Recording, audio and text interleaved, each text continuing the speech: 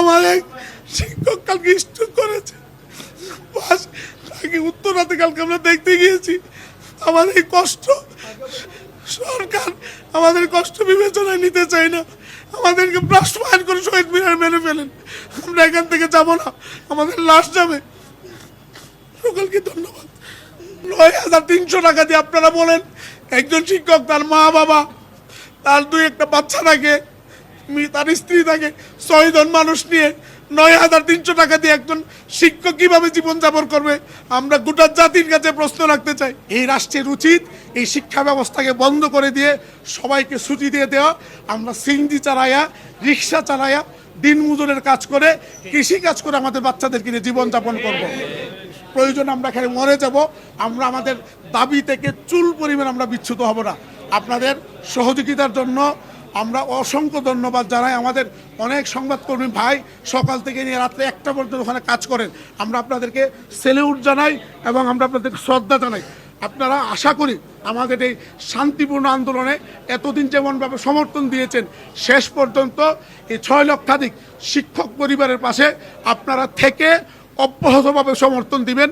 সকলকে সালাম জানিয়ে দেশবাসীর কাছে আমাদের এই বিপন্ন শিক্ষকদের জন্য বড় আছি। আমরা আমাদের আজকে শেষ করছি।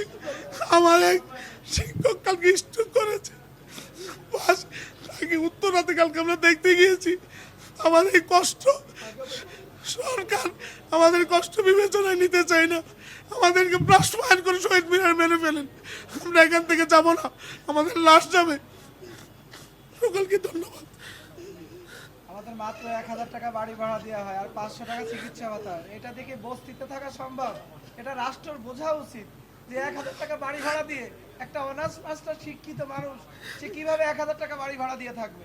আর এখন নিয়োগ হচ্ছে 400-500 কিলো দূরে, কিভাবে তারা জীবনযাপন করবে? আর 500 টাকা মেডিকেল ভাতা সামান্য। আমরা এখানে আমাদের যে প্রস্তাব, আমরা সামান্য প্রস্তাব দিয়েছি, এটা তো রাষ্ট্রের জন্য আহামরি কিছু না। এটা সকল রাজনৈতিক দল, পেশাজীবী সংগঠন আমাদেরকে বলছে। ৯,৩০০ টাকা দিয়ে আপনারা বলেন একজন শিক্ষক তার মা বাবা তার দুই একটা বাচ্চা থাকে, তার স্ত্রী থাকে, ৬ জন মানুষ নিয়ে ৯,৩০০ টাকা দিয়ে একজন শিক্ষক কিভাবে জীবনযাপন করবে? আমরা গোটা জাতির কাছে প্রশ্ন রাখতে চাই।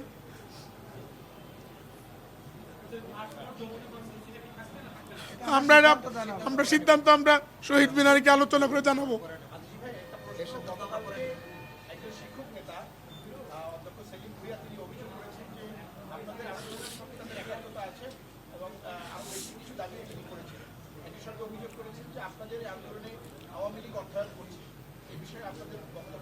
আমি সবার সামনে একেবারেই খোলাখুলি বলছি, আমরা কোনো শিক্ষকের কাছ থেকে একটি পয়সাও নেই না। আমাদের সারাদিনে খরচ হচ্ছে, আমাদের শুধু মাইক ভাড়াটা 1800 টাকা লাগে। এই মাইক ভাড়াটা এটা আমাদের যে 6টা সংগঠন আছে আমরা নিজেদের পকেট থেকে দেই, এর বাইরে আমাদের আর কোনো খরচ নেই।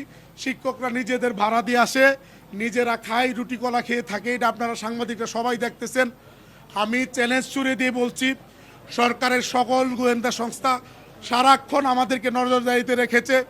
যদি বিন্দুমাত্র কোনো রকমের কারো কাছ থেকে অর্থ নেয়ার কোনো রকমের প্রমাণ তারা পেয়ে থাকে, আমরা চ্যালেঞ্জ ছুড়ে দিয়ে বলছি আপনারা এটা প্রকাশ করেন এবং আইন অনুযায়ী যে শাস্তির ব্যবস্থা করা দরকার আমাদের জন্য করেন, আমাদের কোনো আপত্তি থাকবে না। আমি আবার পরিষ্কার করছি, আমরা কারো কাছ থেকে একটি পয়সাও চেয়ে নেইনি। কোনো রকম কোনো রাজনৈতিক দলের কাছ থেকে একটি পয়সাও আমরা নেইনি।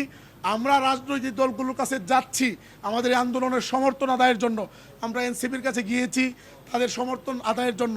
হাসনাত আবদুল্লাহ সে কয়েকবার এসেছেন রাতে 3টার সময় খোঁজ নেওয়ার জন্য।